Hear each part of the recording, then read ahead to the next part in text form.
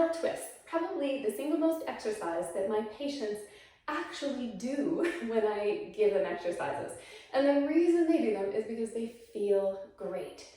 We also know having rotation, transverse plane movement, helps us to move just more freely, more sinusoidally, and that's associated with feeling younger, with being younger. If you look at an old person, one of the reasons they look old is because they move in a more robotic state. They need something over there, they don't reach and grab it. They stay here and they turn. If you push them to the side, they fall over. They can't move and protect themselves. So let's take care of our spinal rotation, and here are 5 pro tips to get the most out of them. Number 1, if you're going to do rotation, try to keep it pure rotation. So that would mean if you're doing your spinal twist and you are on the ground with your shoulders stacked up, can you see how my spine moves from this position to this position? Not pure rotation. So if I really want to make it pure, pull that bottom shoulder forward, and now I'm more like a chicken on a spit. And when you come back, that will be more pure rotation.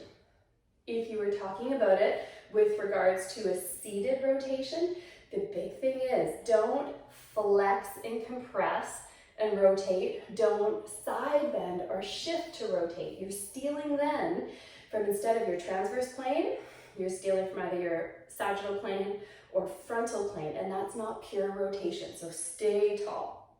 Point number 2, always prioritize your linear capacities when we're talking about our spine. That is the Kinstretch FRC rule. If you increase your linear capacities, which is flexion extension first, then it will give you more rotation. So one of the basic, simple ways to do it is a segmental cat-cow. So just make sure you're doing something to maximize segmental flexion. And again, when I say segmental, it means I want you to think about each segment, which ones are locked together, and get them moving. And that's flexion. We go into extension, same thing, which ones aren't moving. So just butter these up first. Get the flexion extension one way or another. You can do roll downs, but do a little bit of that before you go into your spinal twist. Point number 3, work a little bit on your rib cage expansion before you do your spinal twist.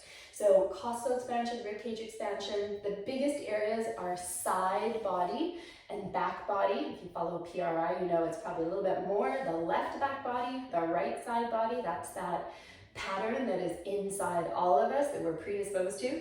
One of my favorite ways to do it is going down onto your elbows and doing a reach through. So this will target your rib cage more than your spine, even though it looks like a spine rotation. And use that breath and try to really get a costal expansion, back body, side body. Same thing on the other side, keeping that spine nice and tall and expanding your rib cage. Number 4, get the mobility from the inside out, which means the breath. So often it is cued when you breathe in, create space, and when you breathe out, see if you can move into the space. If you want to use congruent rib cage mechanics for movement, rotation movement and breathing, the congruent movement is you would emphasize breathing in to the side you're going towards, that's external rotation of the rib, and breathe out more of the opposite side. Internal rotation of this rib. Those are the congruent mechanics, but use that breath and get big from the inside.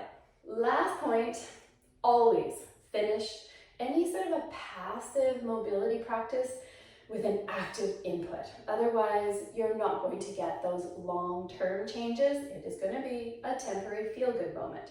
So lots of options for this, but one of my favorites is active rotation in this position. This elbow, this knee dive down into the ground.